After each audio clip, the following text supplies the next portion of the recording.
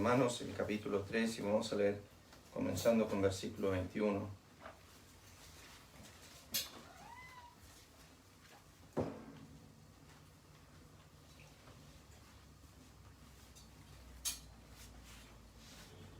Dice así: pero ahora, aparte de la ley, se ha manifestado la justicia de Dios, testificada por la ley y por los profetas, la justicia de Dios por medio de la fe en Jesucristo, para todos los que creen en Él, porque no hay diferencia. Por cuanto todos pecaron y están destituidos de la gloria de Dios, siendo justificados gratuitamente por su gracia, mediante la redención que es en Cristo Jesús, a quien Dios puso como propiciación por medio de la fe en su sangre, para manifestar su justicia, a causa de haber pasado por alto en su paciencia los pecados pasados, con la mira de manifestar en este tiempo su justicia, a fin de que Él sea el justo y el que justifica al que es de la fe de Jesús. ¿Dónde pues está esta jactancia? Queda excluida. ¿Por cuál ley? ¿Por la de las obras? No, sino por la ley de la fe. Concluimos pues que el hombre es justificado por fe sin las obras de la ley. ¿Es Dios solamente Dios de los judíos? ¿No es también Dios de los gentiles? Ciertamente también de los gentiles. Porque Dios es uno, y Él justificará por la fe a los de la circuncisión, y por medio de la fe a los de la incircuncisión. Luego, ¿por la fe invalidamos la ley? En ninguna manera, sino que confirmamos la ley. Estamos desarrollando el versículo 24. Solamente quiero hacer un repaso sobre este tema que Pablo está desarrollando, la justicia de Dios en el Evangelio. Que comienza este tema en Romanos el capítulo 1, versículo 17, cuando, si vuelven ahí un momento al pasaje, dice: porque en el Evangelio la justicia de Dios se revela por fe y para fe, como está escrito, mas el justo por la fe vivirá. Cuando llegamos al versículo 25 y 26, en el versículo 24 que estuvimos desarrollando, nos dice algo del corazón de la justificación. Dice, siendo justificados gratuitamente, que esa es la palabra sin causa, por su gracia. O sea, tenemos lo que es sin causa, ser justificados por gracia, o sea, mediante un favor inmerecido de nuestro Dios. Y luego nos dice, ¿cómo es que Dios hace esto por nosotros? Y este es un tema en el Dios del universo. Estaba escuchando esta semana al pastor Piper y al hermano Washer. Me gusta llamarlo pastor, pero no, parece que no le gusta que le digan pastor. Pero estaba escuchando sobre, otra vez, el gran dilema del universo, que el problema que nosotros tenemos es Dios, no nuestro pecado. Si Dios fuese como nosotros, entonces no sería un problema el pecado. El problema es que Dios no es como nosotros. Y por eso tenemos el gran dilema del pecado. Pero había notado una frase que me pareció interesante y que Washer los puso esta semana en un mensaje que escuché de él. Y si piensan que predico largo, ese mensaje de él duró 1 hora 30 minutos. La gente se estaba poniendo un poco incómoda en la reunión. Eso lo noté. Pero en ese mensaje, en un momento del mensaje, él dijo esto: Dios te salvó de sí mismo. Esta semana también escuché los 2 mensajes de MacArthur sobre Cristo murió por Dios. Eso está en Romanos 3, 25, 26. O sea que me llené de un poco de información de todos lados para realmente no desviar ni decir algo que esté erróneo.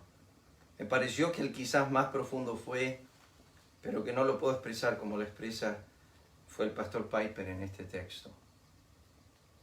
Washer dijo esto: Dios te salvó de sí mismo. Eso es lo primero. Porque el peor enemigo que tenemos no somos nosotros, ni el diablo, ni nuestra carne. Es Dios. Dios está en enemistad con nosotros por causa de nuestra iniquidad. Desde el principio de Génesis capítulo 3, nosotros observamos lo que Dios dice aún en Isaías 59, vuestros pecados han hecho división entre mí y vosotros. Y tenemos el peor enemigo, que es Dios. Por eso la Biblia dice en Hebreos capítulo 10, horrenda cosa es caer en manos del Dios vivo. Washer dijo esto: Dios te salvó de sí mismo. Porque si vamos al tema, es la ira de Dios del cual nosotros queremos huir. Es la ira venidera de Dios, es la ira eterna, lo que llamamos esa ira del infierno. Los 5 tipos de ira que menciona el pastor MacArthur en el capítulo 1 de Romanos, bueno, de una de ellas es esa ira eterna de Dios que Dios tiene sobre todo ser humano que rehúsa creer en el Hijo de Dios. Es esa ira que comienza con nosotros cuando nacemos y que conforme a Efesios capítulo 2, Dios nos llama hijos de ira. Y Pablo dice eso en Efesios capítulo 2. Tenemos que ser librados de esa ira. Pero Washer dice esto, una frase que está dentro del texto, ya la vamos a desarrollar. Dios te salvó de sí mismo, acá viene la siguiente frase, por sí mismo. O sea, Dios te salvó de sí mismo, de su ira, por sí mismo, o sea que Él mismo fue el que se expuso a esa ira a través de su Hijo, pero eventualmente Dios te salva de sí mismo, por sí mismo y con un fin, para sí mismo.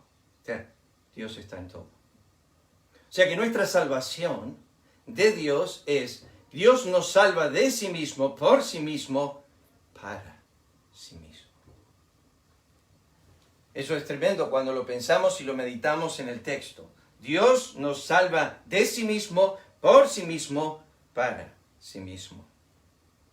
Pero fíjense el texto, Romanos 3, versículo 25. Yo le pedí, me hizo un favor re grande, Lucas anoche. Yo le pedí a él si me ayudaba con el tema de una pizarra. Yo enseño en el instituto y uso mucho a veces la pizarra. Soy el peor artista, dibujante, así que no se rían cuando yo dibujo algo, porque el punto no es ese. Comunico otra cosa cuando dibujo y no mi arte. Pero acá hay una línea en el tiempo que quiero marcar. Y las dos E que pongo acá, en la línea en el tiempo, es la eternidad pasada y la eternidad futura. Y esta es la línea del tiempo, o sea, de la existencia de la Tierra. Los que han estudiado el tema de dónde ubicar la cruz de Cristo, más o menos, aproximadamente es aquí, en este lugar. Aproximadamente 4.000 años desde lo que llamamos en este lugar la creación. Aquí de este lado está la otra C, condenación. Entonces es simple cuando uno enseña la Escritura, decir, bueno, la línea del tiempo, eternidad pasada, eternidad futura, las obras de Dios y sus misericordias comenzaron en la eternidad pasada, van hacia la eternidad futura, y todo comienza en la creación y todo termina en la condenación. ¿Qué significa? Creación, no mires hacia 4.000 años atrás, mira cuando naciste. Cuando fuiste creado físicamente, y va a llegar un día tu muerte, y después de eso, después de la muerte, la vida es el juicio. Es el juicio. Ahora, si notan ahí en Romanos, ya voy a volver a la pizarra, pero Romanos capítulo 3, versículo 25, dice esto: siendo justificados gratuitamente por su gracia, mediante la redención que es en Cristo Jesús, a quien, ahí apunta a Cristo, Dios puso. Creo que esto es lo más difícil de poder entender en su profundidad, en su altura, en su longitud y su anchura. Si yo te daría, Lilia acá tiene varios gatos, animales. Nosotros tenemos un perro en casa que nos dio nuestro hijo, ustedes ya saben, dar allí, y nosotros la cuidamos y la apreciamos mucho y uno se encariña con los animales. Dios le pidió a Israel que tenga un cordero por 4 días y lo tenga en casa antes de sacrificarlo. Y toda la familia por esos 4 días se encariñaba con ese corderito. Y llegaba la hora cuando yo dijo, bueno, hay que matarlo. Me decía. David era cuidador de las ovejas de su padre. Era tan cuidador que la Biblia nos dice que él daba su vida por ellas. Y eran unas pocas ovejas. Se notaba la diferencia entre él y su hermano, porque su hermano lo criticó y dijo, ¿con quién dejaste esas ovejas? Y lo menospreció diciendo, ¿con quién dejaste esas pocas ovejas en el desierto? No solamente menospreciaba el trabajo de su hermano, sino que no le interesaba. Pero la Biblia dice que cuando David se fue por mandato de su padre a ver a sus hermanos a la guerra, dejó un cuidador con las ovejas. Y David no dejó a cualquiera, dejó a alguien que las iba a amar y cuidar como él las cuidaba. Y David tenía un corazón por las ovejas de su padre. Tal corazón que cuando fue delante de Saúl, le dijo, si venía un oso o un león, yo lo libraba de la boca de la oveja, de la boca del león o de la boca del oso. Y defendía la causa de la oveja, que uno dice, bueno, es un animal tan inocente, que no se puede defender solo. David tenía ese espíritu. Pero cuando él cae en pecado, y si ustedes se acuerdan, se acuesta con la mujer ajena y después mata al esposo de ella, viene el profeta Natán con la historia de una oveja. Y le penetra en el corazón a David porque él se acuerda de cómo él cuidaba las ovejas. Y Natán le dice, mira, Dios te quiere contar una historia y tiene que ver con una oveja. Y tiene que ver con un hombre que tenía una sola y la tenía mascota. Es más, comía con ellos, dormía con ellos. Y Macama, Dara duerme con nosotros, así que me identifico con la oveja. Y está entre nosotros dos en la cama todas las noches. Ahí está. Ocupa ese lugar ahora, no la podemos sacar. Pero me pongo a pensar en el cariño que le había tomado. Y David, la historia fue profunda porque le afectó a él porque él era un pastor de ovejas. Entonces le dice David a Natán, bueno, ese hombre debe morir. Porque ese hombre vino y le sacó la única oveja que tenía y él tenía muchas, pero le robó esa que él tenía, la única. Y Dios está dando ilustraciones a través de la Escritura acerca de la oveja, del cordero, del animal, del sacrificio. Cuando Juan introduce el Evangelio, Juan el Bautista mira a Cristo viniendo y dice, he aquí el Cordero de Dios. Que la palabra que utiliza el evangelista Juan la vuelve a utilizar en el libro de Apocalipsis, y si estudian Apocalipsis, la palabra Cordero es el nombre más mencionado en el libro de Apocalipsis. Y no va a afectar, a mí no me molesta. Sí. Mientras esté apagado. Ah, sí, no está apagado. Está bien, ahí está. Déjalo, hermano, no va a molestar. Y la palabra que utiliza el Espíritu de Dios en Apocalipsis es la de una mascota, de un cordero pequeño. Que es, el cordero es el Hijo de Dios. Ahora, lo hemos ilustrado otras veces, pero fíjense lo que dice Romanos 3:25. Dice, a quien Dios puso como propiciación por medio de la fe en su sangre. Esta palabra, estuve varios días tratando de buscar, porque hay comentaristas que difieren en cuanto a su significado. Lo primero es la palabra puso. Quiero que vuelvan atrás un segundo a Romanos capítulo 1. Romanos el capítulo 1. Para las personas que dicen que Dios está en secreto, no se ve, no se contempla, no se percibe,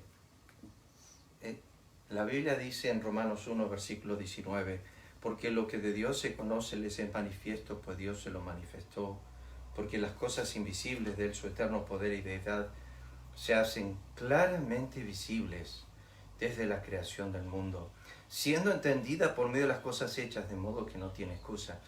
Y la exposición que quiero decir simplemente es que la existencia de Dios es más clara que el aire que respiras. Esa es la palabra que Pablo utiliza en Romanos 3:25. A quien Dios puso es la palabra exhibir claramente. Yo noté, uno de los autores de esta palabra dice, públicamente, abiertamente. Isaías dice, 45:19, no hablé en secreto, en un lugar oscuro de la tierra. Juan 18:20 dice, Yo públicamente he hablado al mundo. Siempre he enseñado en la sinagoga y en el templo, donde se reúnen los judíos, y nada he hablado en oculto. Pues el rey sabe estas cosas, dice Pablo, delante de quien también hablo con toda confianza, pues no pienso que ignora nada de esto, pues no se ha hecho esto en algún rincón. Despojando a los principados y potestades, los exhibió públicamente, triunfando sobre ellos en la cruz. Conforme a Romanos 3:25, a quien Dios puso, lo hizo público, pero en la peor manera. ¿Cómo les gustaría a ustedes si yo empiezo a hablar mal de su hijo en la forma más injusta y lo expongo públicamente? Y tú vienes, si yo empiezo a decir, qué sé yo, Johnny es un ladrón, sé que nunca me ha robado nada, pero yo empiezo a mentir y digo, no, es un ladrón, es un atorrante, es un mentiroso, es un engañador, y lo empiezo a exponer públicamente, pero no lo hago yo, lo haces tú. Y vienes y lo empiezas a hacer públicamente y tú dices, ¿qué estás haciendo? Si él es la persona más inocente que conozco, es la persona más justa que conozco. Pero ¿saben dónde nos duele?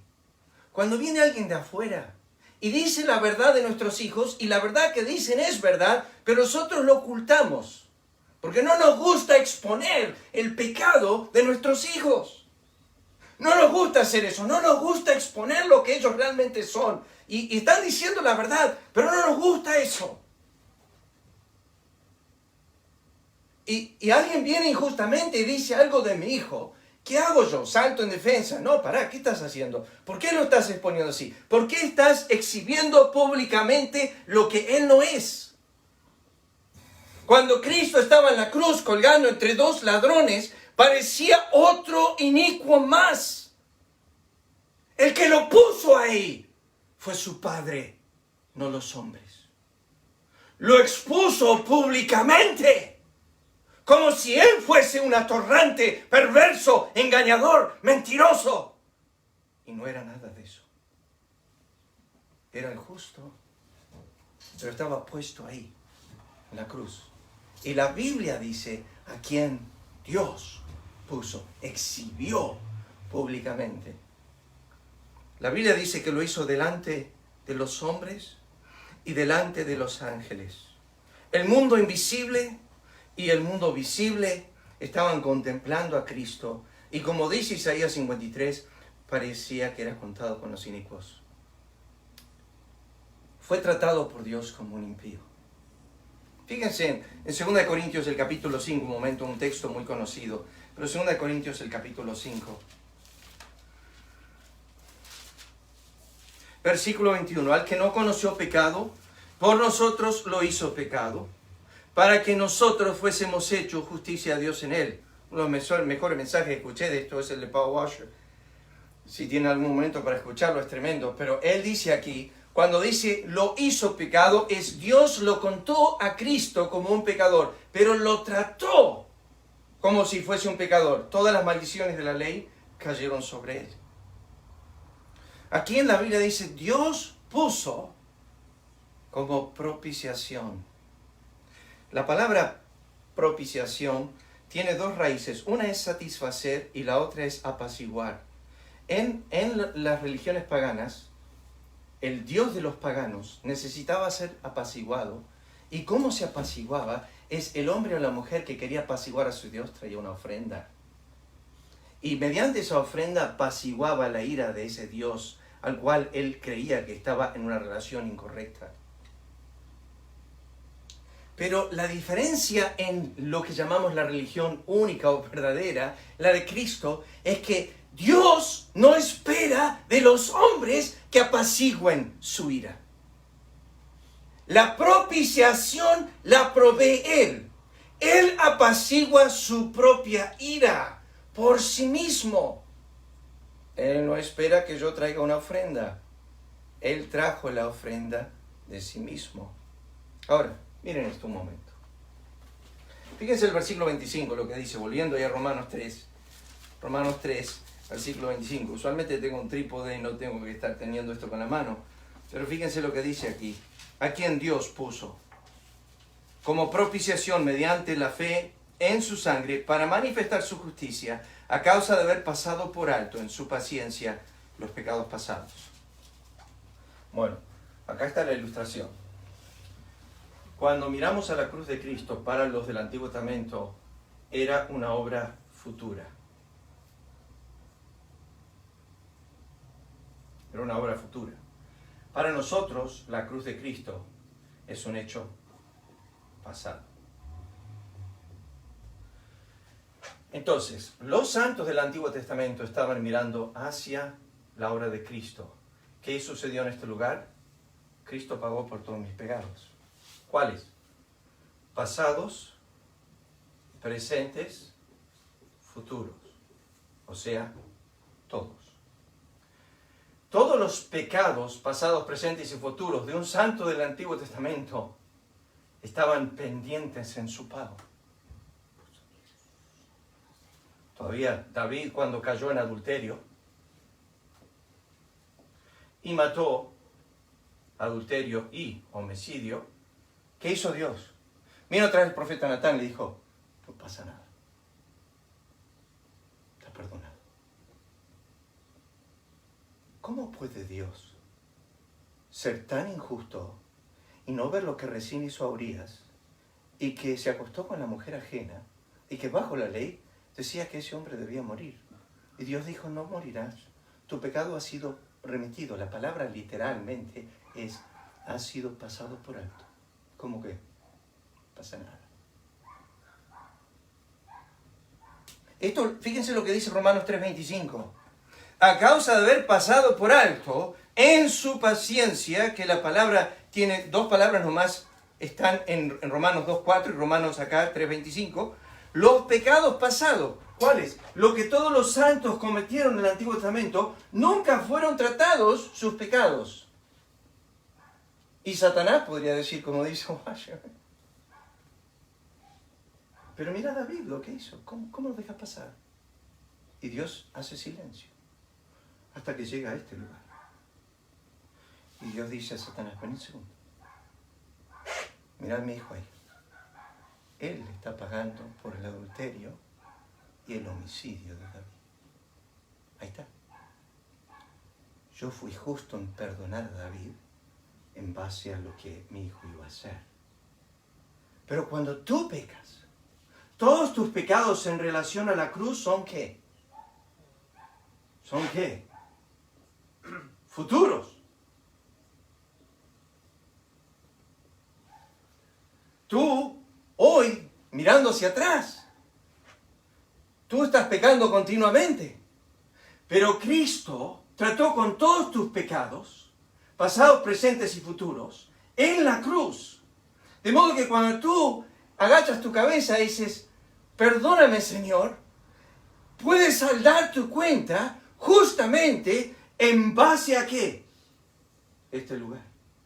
Cristo ya pagó, por ende, todos tus pecados pueden ser perdonados justamente por Dios. Dios no puede perdonar pecados salvo en base a una propiciación. ¿Qué es eso?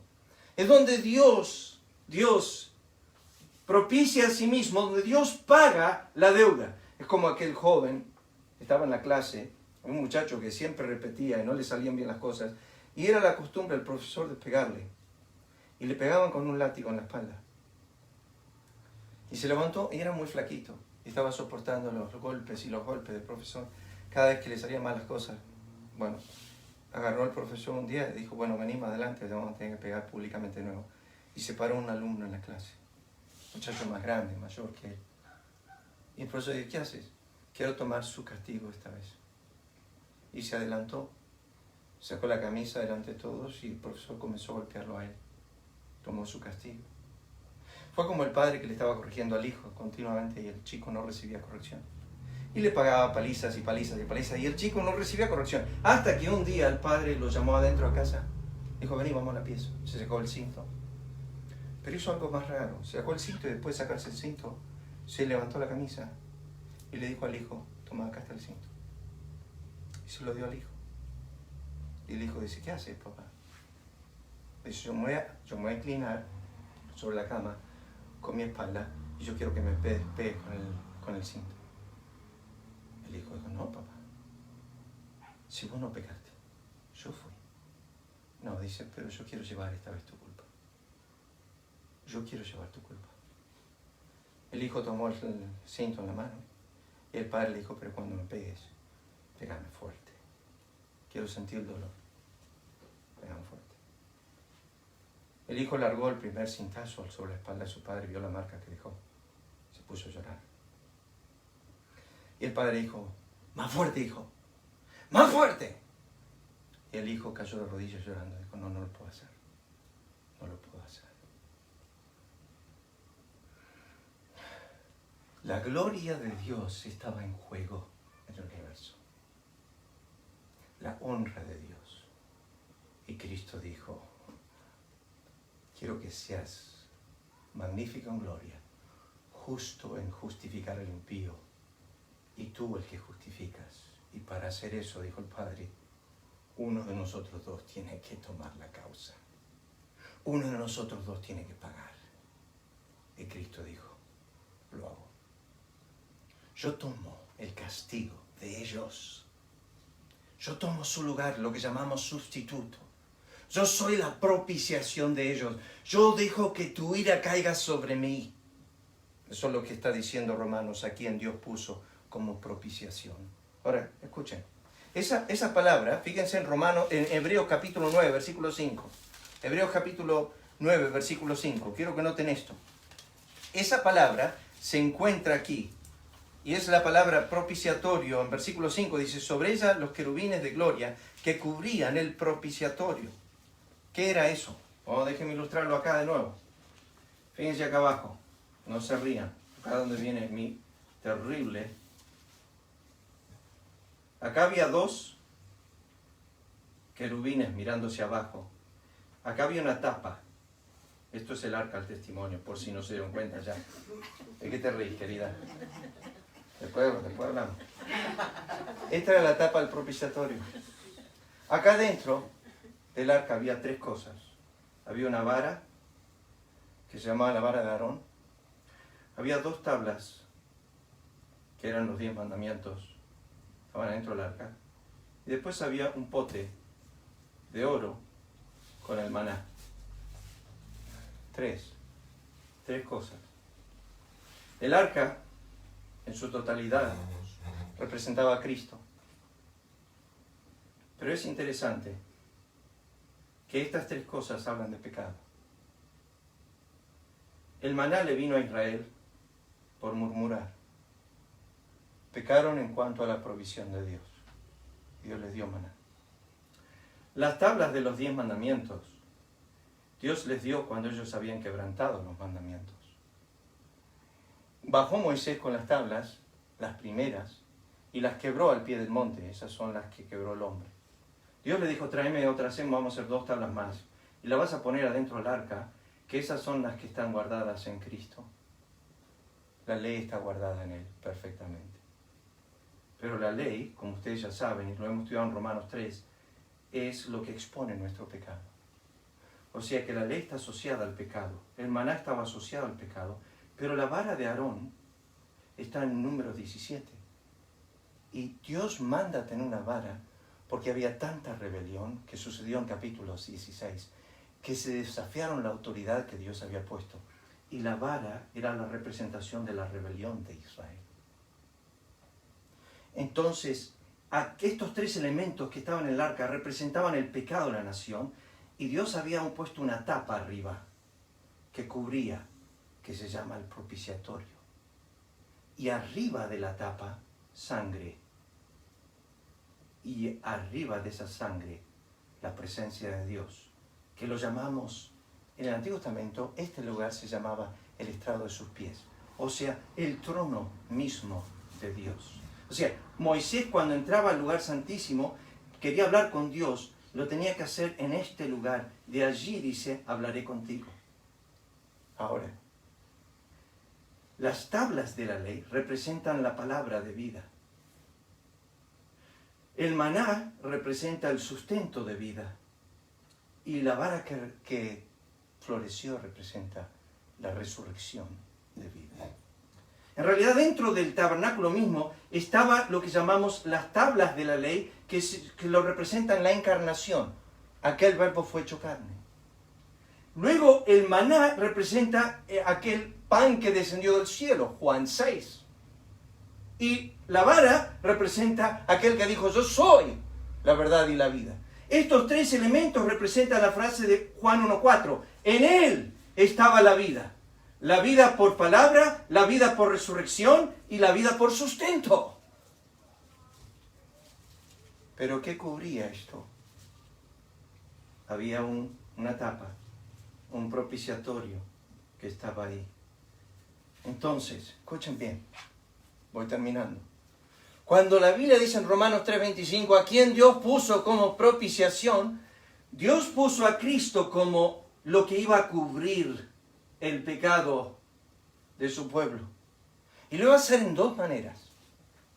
Quiero que me acompañen a Levítico capítulo 16 y con esto terminamos hoy. Vayan a Levítico capítulo 16. Iba a hacer esto Dios en dos maneras.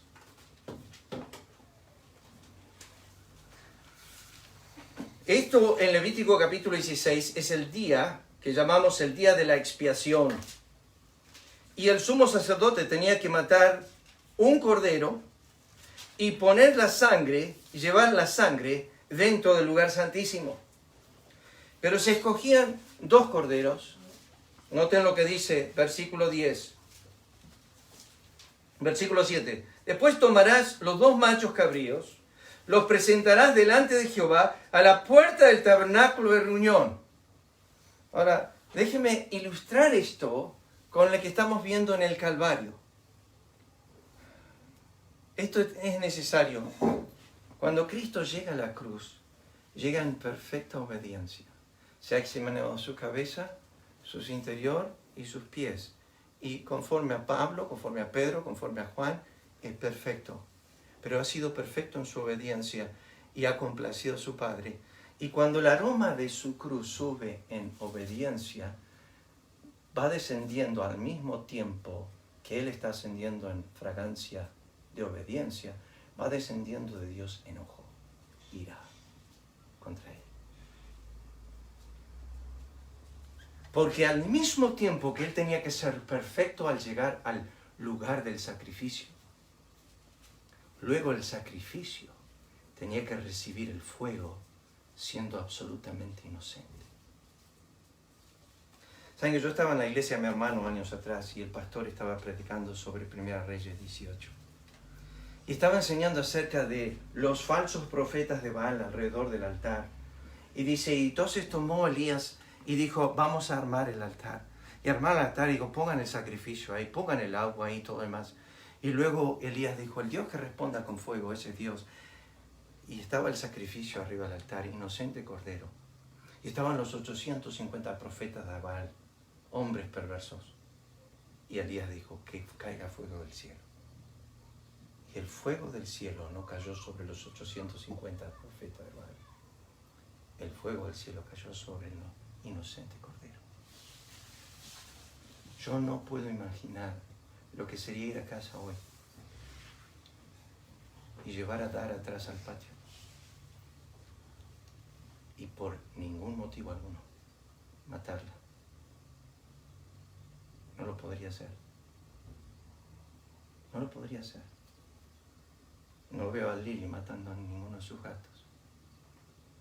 No lo podría hacer.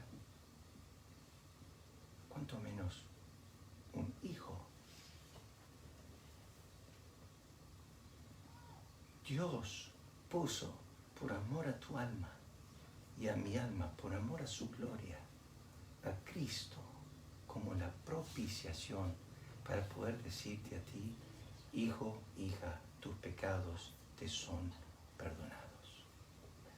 Yo no puedo pensar en poder hacer algo de esa índole. No lo puedo pensar. No se me cruza la mente que un padre pudiese, como dice Romanos 5, quizás osar a dar su vida por algún justo o por algún bueno. Mas Dios muestra su amor en que siendo aún pecadores, Cristo murió por nosotros. A quien Dios puso como propiciación, apaciguó su ira en aquel que era perfecto en obediencia, el que hizo todo bien. ¿Cómo enojarme con alguien que hizo todo bien?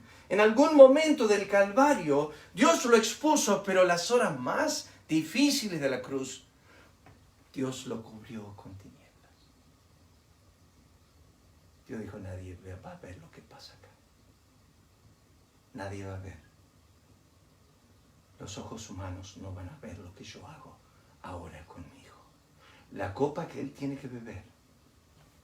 Washer estaba en un seminario, estaba predicando y eran todos chicos de 11, 12 años. Y una nenita le preguntó, ¿qué estaba en la copa? Le dice Washer. Y una nenita dice, levantó la mano. Y entonces Washer dijo, está bien, parate y contestame. Y la neta se paró en el banco, miró a Washer y dijo, en la copa estaba la ira de Dios que Cristo tuvo que beber. Y Washer dijo, una neta de 12 años sabía muy bien lo que había en la copa. Cristo dijo, Padre, si es posible, pasa de mí esta copa. ¿De qué estaba hablando? ¿De los clavos en las manos, la corona de espinas en su cabeza? ¡No! No, ¿cuántos han sufrido mártires? Después de Cristo, muchos murieron crucificados. Hasta al revés. Él era el capitán del sufrimiento, el que iba a liderar el sufrimiento. Él no tenía temor por el sufrimiento físico. Él tenía que beber de una copa que jamás bebió, y era la ira de su Padre, para que nosotros nunca gustemos una gota de ello. Pero su Padre tuvo que descender en enojo contra el ser más justo del universo para poder tomar a un ser tan impío como yo y decirle, hijo, tus pecados te son perdonados. Y Cristo decir, lo hace justamente y lo dice justamente porque ese pecado que Él te justifica a ti me condenó a mí.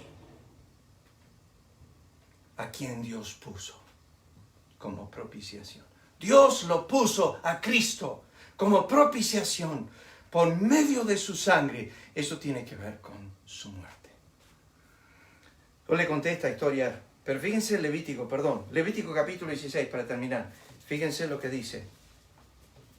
Versículo 7. Después tomará 2 machos cabríos, los presentará delante de Jehová, a la puerta del tabernáculo de reunión. Echará suertes Aarón sobre los 2 machos cabríos, una suerte para Jehová, otra suerte para Azazel. Y hará traer a Aarón el macho cabrío sobre el cual cayere la suerte por Jehová, y lo ofrecerán en expiación. Ese cordero murió. ¿Y qué pasaba con el siguiente? Fíjense versículo 20. Cuando hubiera acabado de expiar el santuario, el tabernáculo de reunión y el altar, hará traer el macho cabrío vivo, y pondrán a Aarón sus 2 manos sobre la cabeza del macho cabrío, y confesará sobre él todas las iniquidades de los hijos de Israel, todas sus rebeliones y todos sus pecados. Una triple condenación al cordero de todo lo que era Israel. Fíjense lo que dice. Poniéndolos así sobre la cabeza del macho cabrío, y lo enviará al desierto por mano de un hombre destinado para eso. Conforme a la historia rabínica, dice que el hombre caminaba 10 millas con el cordero. Lo alejaba de Israel. Y luego el hombre esperaba que ese cordero, ese macho cabrío, se aleje de él mismo antes de volver al campamento. Y cuando lo perdía de vista, recién él podía volver y decirle al sacerdote, el día de expiación o Yom Kippur ha terminado. ¿Y qué pasó? Hubo dos situaciones, 2 corderos. El primero, Dios mataba en sacrificio. Ese pagaba la culpa. Pero el segundo, Dios removía los pecados. Los alejaba de nosotros tan lejos como el oriente del occidente. Y eso es lo que representaba el segundo cordero. Él era alejado para llevar los pecados lo más lejos de nosotros. Si puedes encontrar ese cordero, puedes encontrar tus pecados. La Biblia dice que Dios echó nuestros pecados detrás de sus espaldas, los puso en el profundo del mar y los hizo alejar de nosotros tan lejos como el oriente del occidente. Si tú vas al oriente, siempre vas a ¿dónde? Al oriente. Nunca vas a poder encontrar el occidente. Si tú vas al occidente, nunca vas a poder encontrar el oriente. Así hizo Dios para alejar nuestros pecados de nosotros. Los sacó, los echó lejos, nunca más. Tenía un pastor que decía siempre, los puso en la profundidad del mar y luego puso un cartel en la playa que dice prohibido pecar.